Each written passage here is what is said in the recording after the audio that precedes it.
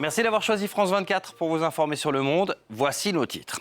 Nouvelle réunion du Conseil de défense en pleine hausse des cas de Covid-19 en France. Le gouvernement l'assure, il n'est pour l'instant pas question de couvre-feu ou de confinement. En revanche, l'Elysée envisagerait l'extension du deuxième rappel de vaccin aux personnes de plus de 40 ans, davantage de contrôle du pass sanitaire ou de port du masque obligatoire. L'escalade militaire entre l'Éthiopie et les rebelles du Tigré est alarmante. Ce sont les mots de l'émissaire spécial américain pour la région. Les rebelles du TPLF sont à quelques 200 km de la capitale. Et les Occidentaux quittent peu à peu Addis Abeba. La France, l'Allemagne appellent leurs ressortissants présents en Éthiopie à quitter le pays sans délai. L'ONU, vous le verrez, évacue également les familles de ses employés.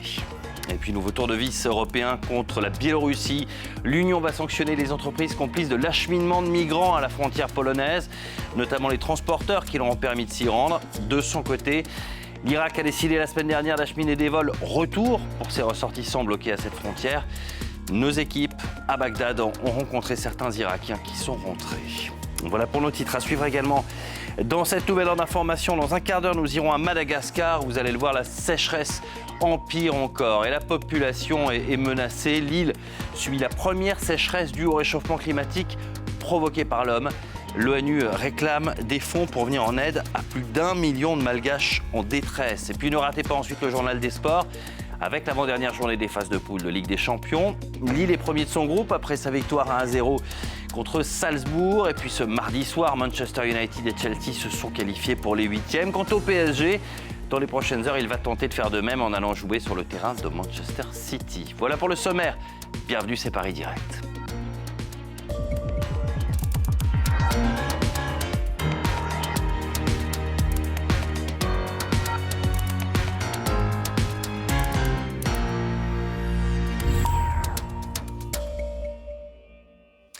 À un mois de Noël, l'épidémie de Covid-19 reprend donc en France. Les cas sont de plus en plus nombreux. D'ailleurs, le Premier ministre Jean Castex assistera au Conseil de défense aujourd'hui en visioconférence après sa contamination. Conseil qui pourrait bien renforcer la riposte sanitaire, pas en reconfinant, mais peut-être avec un port du masque à nouveau obligatoire dans certains lieux. Un possible élargissement de la 3e dose aux personnes de plus de 40 ans. Pour l'instant, le ministre de la Santé préfère mettre l'accent sur l'urgence de vacciner ceux qui n'ont eu aucune dose. Écoutez Olivier Véran à l'Assemblée. 6 millions de Français vaccinables n'ont pas encore été vaccinés, c'est beaucoup trop. Il faut vraiment arrêter de dire j'attends ou on n'a pas assez de recul. On a le recul, on sait que ça fonctionne. On a aussi le recul suffisant pour savoir qu'on a 12 fois plus de risques de faire une forme grave de Covid quand on n'est pas vacciné. Nous sommes bel et bien, hélas, dans une 5e vague épidémique. Il est donc urgent de se vacciner et il est urgent de recevoir son rappel quand on est appelé à recevoir son rappel. Et la logistique suivra évidemment. Dans les hôpitaux, le pic est plutôt attendu en décembre ou début janvier, selon le directeur général de l'assistance publique hôpitaux de Paris, Martin Hirsch. Le nombre de patients Covid en réanimation, en attendant, augmente, même s'il augmente lentement. Il augmente toujours. Illustration en Ile-de-France, à l'hôpital d'Argenteuil, dans le Val d'Oise, Frédéric Prabonneau et Jean-Marie Lecartier.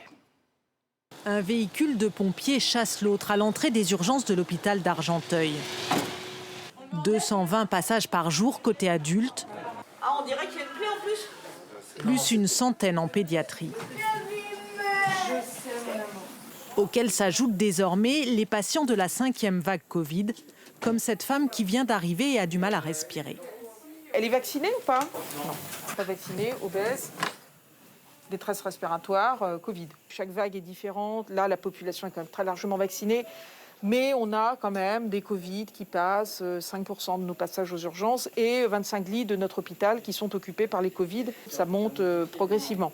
Une remontée dans un contexte de manque de personnel, de fermeture de lits et d'épidémie de bronchiolite précoce. En hiver, il y a la pédiatrie qui passe de 40 à 120 enfants par jour. Et voilà le chef de service de pédiatrie. Bonjour. On a un service plein comme un œuf. On a les épidémies de bronchios, mais on a aussi les épidémies d'adolescents qui vont pas bien. Et là, il y en a de plus en plus. C'est concomitant et donc on ne sait plus très bien où mettre les gens. On joue aux chaises musicales. Des tensions aggravées par les problèmes récurrents des urgences et les nombreux patients qui pourraient être pris en charge en ville. Bonjour, venez avec moi, voilà, j'y vais. C'est le cas de cet homme que le docteur Le Gall va examiner dans la maison médicale de garde. On utilise les locaux en journée pour vider un peu les urgences. Douleur au coude depuis ce week-end. Le diagnostic est rapide, tendinite. Il faut prendre rendez-vous et comme j'avais trop mal, je dis je vais y aller à l'hôpital. C'est une urgence ressentie pour le malade qui était inquiet, mais c'est quelque chose qui ne relève pas d'une structure d'urgence. Alors que la 5e vague continue de monter, les professionnels rappellent la consigne pour éviter d'engorger les urgences. Appelez le 15. D'accord, mais il est au sol depuis combien de temps, madame? À partir de 38, vous leur donnez donc une prise de Doliprane. Comme ici à Pontoise, les appels sont triés par des médecins. Là, il y a les médecins urgentistes s'il y a un problème de médecine d'urgence. Et là, vous avez les médecins généralistes libéraux s'il y a un problème de soins non programmés. Ici, chaque jour, plus de 700 dossiers sont ouverts contre 500 d'habitude, dont 30 à 40 pour Covid. Le couvre-feu prolongé jusqu'à dimanche en Guadeloupe pour tenter d'apaiser les tensions. Le ministre de l'Intérieur, Gérald Darmanin, fait du rétablissement de l'ordre public le préalable à toute discussion. Le mouvement contre le pass sanitaire et l'obligation vaccinale dégénère, vous le savez, et le tourisme commence à être touché. Les tours opérateurs enregistrent des annulations de voyages aux Antilles, notamment pour la période de Noël, alors que le tourisme est un pilier de l'économie locale. 10% des revenus des Antilles. Reportage Ben Barnier, Diane Schlinger, Stéphane Guillemot. Installé sur une plage paradisiaque et pourtant presque assigné à résidence. Routes barrées, ponts bloqués. Au Gosier en Guadeloupe, ces touristes n'ont qu'une option, la plage, juste en face de l'hôtel. Monter un peu sur le nord, c'était pas possible. Redescendre sur le sud, c'était pas possible non plus. Dès qu'on arrivait à proximité de notre destination, le lieu où on voulait aller, c'était barré. C'est pas les vacances que vous aviez prévues totalement? Pas tout à fait, non. La Guadeloupe, je pensais pas trop à ça, quoi. Vous avez déjà fait de jet ski? Oui. Ouais. Ce gérant de base nautique a vu ses réservations divisées par 4 à cause des barrages. Pour les contourner, il doit désormais ruser. On essaie de faire comme on peut. On va chercher les clients à droite, à gauche dans les hôtels comme on peut, essayer de les faire venir par la mer. Le tourisme, l'un des poumons économiques de l'île, avec plus d'1 million de visiteurs par an, 1 milliard d'euros de chiffre d'affaires et 15 000 emplois. Ici, la haute saison commence dans 3 petites semaines et certains clients ont déjà annulé. Nous avons effectivement des annulations à compter d'aujourd'hui. Et puis nous avons des suspensions de vente au niveau de la métropole, au niveau de nos partenaires qui vendent l'établissement. Autres commerces impactés, les restaurants. Dans cet établissement à l'est de l'île, les clients sont très rares et le menu famélique. On n'a pas été livré parce qu'à cause des barrages, ils ne peuvent pas livrer ni de l'essence, ni de l'eau, ni rien. Avec le couvre-feu, interdiction de servir les clients après 18 heures. La plupart des restaurants ont donc fermé boutique jusqu'à la levée des restrictions. À noter que le mouvement semble faire tache d'huile en Martinique. Une grève générale a débuté ce lundi. Les ex-routiers étaient bloqués donc depuis lundi. Les transports paralysés, les écoles fermées. Mais sur place, l'intersyndicale annonce la levée de ces barrages, même si elle se dit toujours déterminée à lutter pour des hausses de salaires et des minima sociaux et des baisses des prix des carburants et du gaz notamment. Dans l'actualité internationale, ces bruits de bottes à 200 km de la capitale éthiopienne. Il y a toujours des négociations entre le pouvoir et les rebelles venus du Tigré dans le nord. Mais le Premier ministre Abiy Ahmed s'affiche en chef de guerre auprès de ses troupes et monte sur la ligne de front. Face à la crainte d'une aggravation de la situation, la France, l'Allemagne appellent leurs ressortissants présents en Éthiopie à quitter le pays sans délai. Le point avec notre correspondante à Addis Abeba, Maria Gert-Niculescu. Il y avait en temps normal un peu plus de 1000 ressortissants français en Éthiopie, mais au cours des dernières semaines, ils sont nombreux à avoir déjà pris la décision de quitter le territoire. Au vu de la situation militaire, ce mardi, l'ambassade de France en Éthiopie a formellement demandé à tous les ressortissants français de quitter l'Éthiopie sans délai. Une cellule de crise a été ouverte et l'évacuation sera, pour ceux qui le souhaitent, organisée par l'ambassade dès ce mercredi. Le lycée français a quant à lui fermé ses portes ce mardi.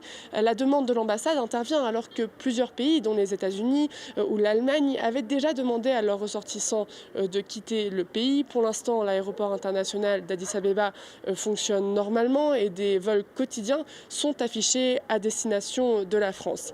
Les rebelles tigréens se trouvent encore à environ 190 km au nord-est de la capitale éthiopienne et poursuivent les combats pour avancer vers la capitale. Le gouvernement assure pourtant que les forces du Tigré seront vaincues. Lundi soir, le Premier ministre Abiy Ahmed a annoncé qu'il se rendrait lui-même au front pour assurer la victoire de l'armée éthiopienne.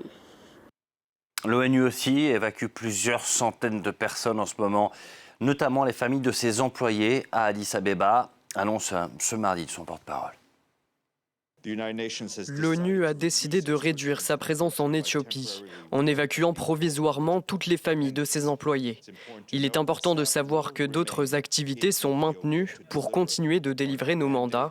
Nous continuons de surveiller la situation à mesure qu'elle évolue, en gardant à l'esprit qu'il faut garantir la sécurité de notre personnel et continuer à assurer nos opérations. 3 informations en bref à travers le monde. Tout d'abord, ces premiers chiffres concrets après 7 ans de guerre au Yémen. Selon les Nations Unies, d'ici la fin de l'année, le conflit aura causé la mort de 377 000 victimes directes et indirectes, 150 000 morts dans les combats et encore davantage en raison du manque d'eau potable, de la faim, des maladies. La plupart de ces victimes indirectes sont des enfants de moins de 5 ans.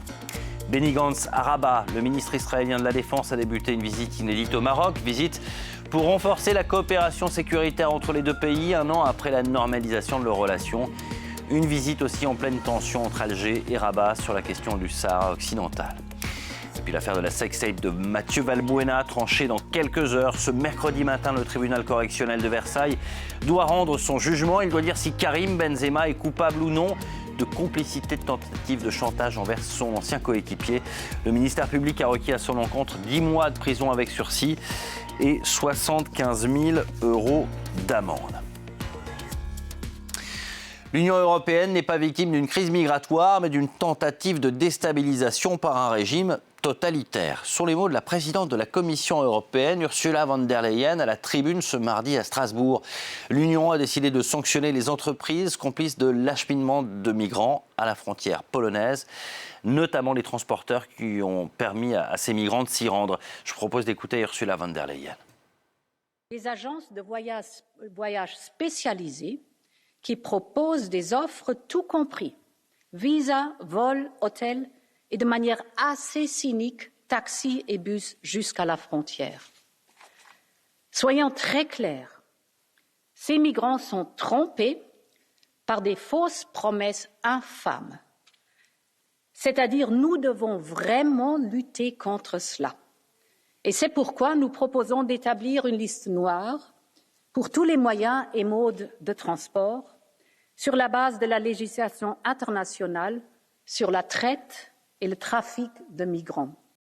Et de son côté, la Biélorussie annonce de nouveaux départs de migrants vers leur pays d'origine.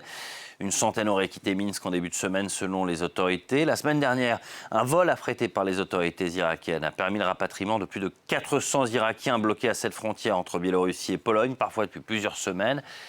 Notre correspondante en Irak, Lucille Wasserman, a retrouvé l'un d'eux à Bagdad. Voici son reportage. Des visages épuisés, sans sourire. Dans le premier vol de rapatriement d'Irakiens organisé depuis Minsk la semaine dernière, on pouvait lire les rêves brisés de ces migrants sur leurs visages. Wissam faisait partie de ces rapatriés.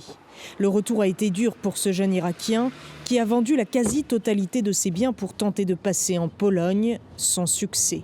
Il part aujourd'hui demander un prêt aux autorités pour relever la tête.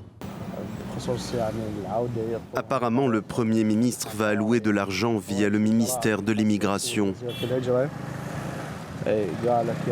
Ils vont faciliter l'obtention de prêts pour ceux qui sont revenus. Arrivés au ministère, nous ne serons plus autorisés à filmer. Nous retrouvons Wissam après son entretien. Sa demande a été déposée, il faut désormais patienter. J'espère bien que le gouvernement va trouver une solution. C'est à cause d'eux que les gens partent. Pourquoi on fuit à votre avis ? Parce qu'on voit la situation dans le pays et on se dit qu'il n'y a aucun espoir, aucun futur ici. Wissam a passé près de 2 mois à la frontière entre la Biélorussie et la Pologne, dans des conditions extrêmes. Puis il a perdu espoir et a rebroussé chemin. Il fallait supporter le froid, la faim, la soif. Je pensais vraiment que j'y arriverais, mais j'ai essayé plusieurs fois de passer la frontière et ça n'a jamais marché. Au total, 431 Irakiens sont rentrés dans le pays la semaine dernière, mais des milliers d'autres sont toujours en Biélorussie. La plupart gardent espoir de passer dans les pays de l'Union européenne et d'échapper à la crise économique et aux diverses instabilités en Irak. Voilà pour ce reportage. Avant de nous rendre à Madagascar, un point sur nos principaux titres, avec d'abord cette nouvelle réunion du Conseil de défense en pleine hausse des cas de Covid-19 en France. Le gouvernement l'assure, il n'est pas question pour l'instant de couvre-feu ou de confinement. En revanche, l'Elysée envisagerait l'extension du deuxième rappel de vaccins aux personnes de plus de 40 ans, davantage de contrôle du pass sanitaire ou de port de masque obligatoire. Et puis l'escalade militaire entre l'Éthiopie et les rebelles du Tigré est alarmante. Ce sont les mots de l'émissaire spécial américain pour la région. Les rebelles du TPLF sont à 200 km de la capitale et les Occidentaux quittent peu à peu Addis Abeba. La France et l'Allemagne appellent leurs ressortissants présents en Éthiopie à quitter le pays sans délai. L'ONU aussi évacue les familles de ses employés. Un document à présent, un document à Madagascar, victime de la première famine due au réchauffement climatique provoqué par l'homme. L'ONU l'a réaffirmé la semaine dernière et lancé un appel à l'aide. Les Nations Unies demandent des fonds pour venir en aide à plus d'1 million de personnes. La famine climatique touche particulièrement le sud de l'île où plus rien ne pousse et pour cause. Il n'y a plus d'eau pour les cultures et même pour boire. Illustration de cette détresse avec le reportage de nos confrères de France 2. Nicolas Bertrand, Marianne Guetti. Le fleuve Manambov est désormais complètement asséché sur plus de 100 km. Il s'est transformé en une vaste étendue de sable brûlant. Les cultures tout autour ont disparu, elles aussi, faute d'irrigation. Les femmes du village de Moudouike doivent désormais marcher avec leurs bidons jusqu'à ce trou qu'elles ont protégé avec quelques branchages. Il faut creuser en profondeur, comme dans une mine. Au fond, un peu d'eau stagnante. Chaque famille a le droit de remplir un seau tous les 2 jours. C'est tout ce qu'il leur reste pour boire. Parfois, je me dis qu'il n'y aura bientôt plus d'eau du tout parce que la pluie ne tombe pas. C'est la pluie qui remplit la rivière. Ici, dans le sud de Madagascar, l'eau a presque complètement disparu. Les pluies ont cessé. À cette période de l'année, les récoltes auraient dû commencer. Ces agriculteurs n'ont pas le moindre espoir. Voici une racine de maïs, elle a été brûlée par la chaleur. Il y avait du maïs, des potirons, du manioc, des pastèques, des melons. Tout poussait très bien ici. Mais si on compte cette année 2021, ça fait 3 ans que plus rien ne pousse. Une sécheresse historique, due au changement climatique selon les experts. Résultat, plus d'1 million de personnes ont faim désormais dans le sud de l'île. Dans le village de Moudouike, la moitié des habitants ont fui, chercher de la nourriture plus au nord. Beaucoup de ceux qui sont restés souffrent de malnutrition, surtout les enfants et les personnes âgées.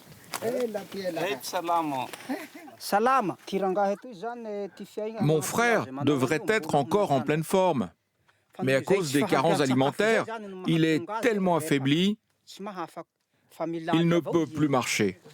La peau sur les os. Cet homme ne mange plus que des racines quand ses voisins lui en apportent. Regardez-moi, je n'ai même plus de sang. Donnez-moi à manger aujourd'hui, je souffre. Regardez, il n'y a même plus de sang. Seul un peu d'aide alimentaire a été distribué il y a quelques semaines ici, bien vite avalé. Un peu plus loin dans le village, sous cet arbre, ses voisins ont eu de la chance aujourd'hui. Ils ont trouvé quelques mangues. Elles ne sont pas mûres, il a fallu les faire bouillir. Mais pour eux, c'est comme un festin, le seul repas de la journée.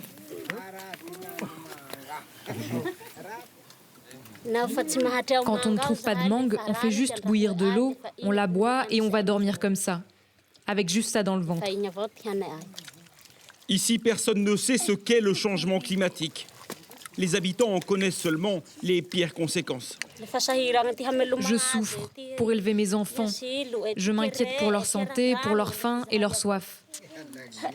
Je n'arrive pas à subvenir à leurs besoins, mais c'est Dieu qui me les a donnés, donc j'essaie de les élever et de faire ce que je peux. Je leur donnerai tout ce que je trouverai pour les nourrir. Parfois, on n'a plus la force de marcher tellement on a faim. C'est comme ça. Et puis, on meurt. Personne ne peut nous sauver.